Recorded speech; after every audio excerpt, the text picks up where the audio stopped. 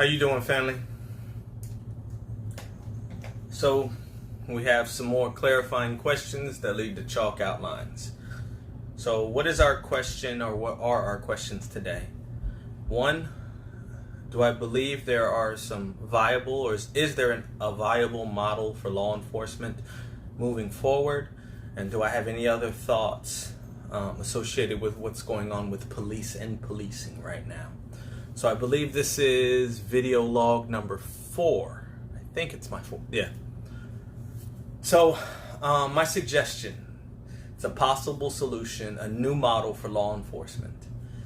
A model for law enforcement centered around social work.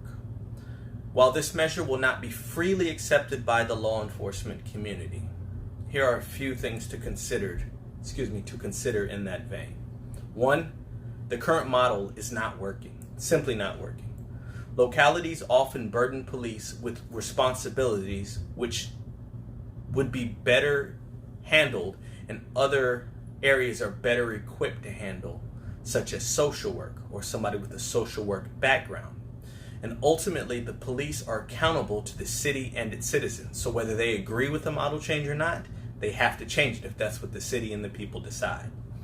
I do not believe we need to remove items from law enforcement curriculum as much as we need to add items to the curriculum. All right? This potential change requires an investment in time and money that many will be opposed to.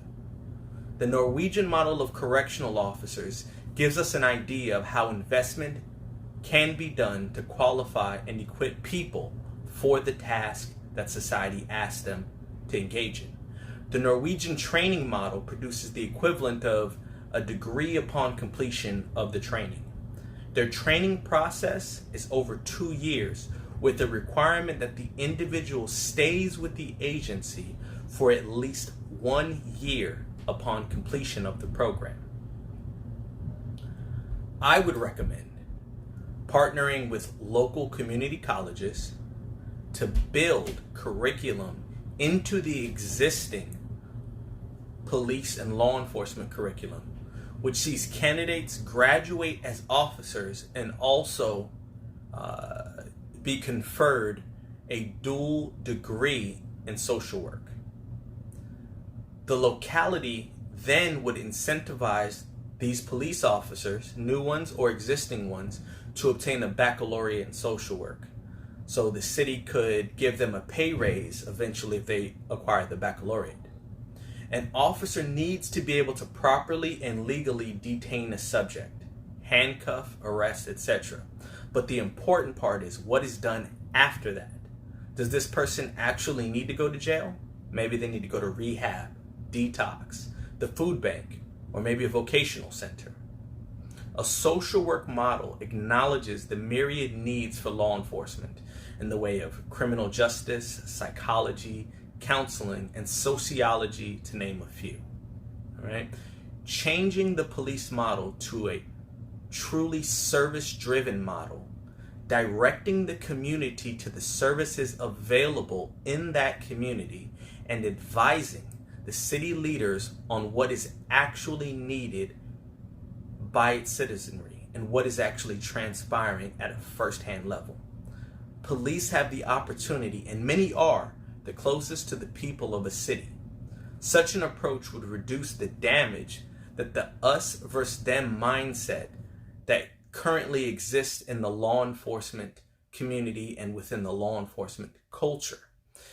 And over time, will change the police culture to an us and them mindset, then eventually just an us mindset.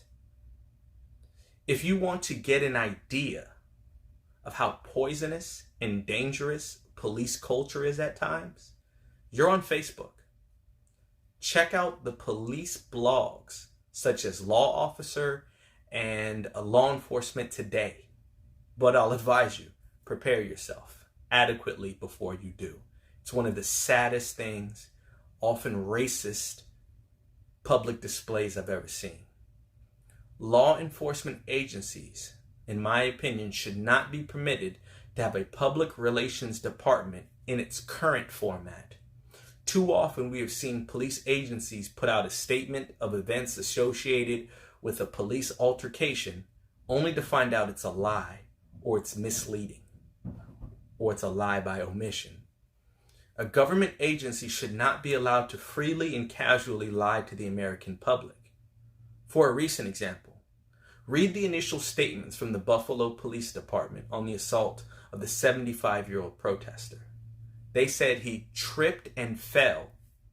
It turns out he was assaulted, and the Buffalo police had to arrest 2 officers after video evidence was produced. For another example, it's worth reviewing the Philadelphia police account of the arrest of Evan Gorski. Another problem I have not figured out how to deal with or address yet are police unions.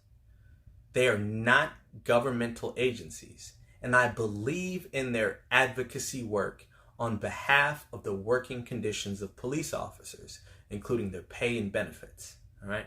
However, the statements they put out in regards to officer actions, defending the truly indefensible, and besmirching every victim of wrongdoing by the police, truly gives law enforcement a poor representation in the communities they represent. We need local citizens involved in all levels of police administration, from the hiring process to the promotion process to policy review, along the lines of regular program evaluation should be ongoing in that capacity.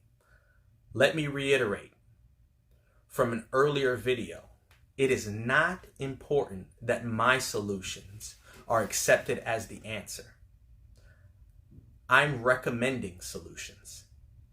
We as a society need to keep the same energy towards solutions as we have towards protesting. We need to now become solution focused.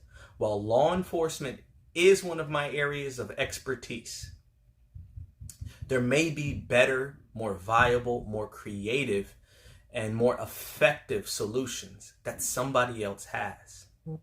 These are just my suggestions based on my career in law enforcement. 2 other thoughts. I don't believe police should be allowed to investigate themselves.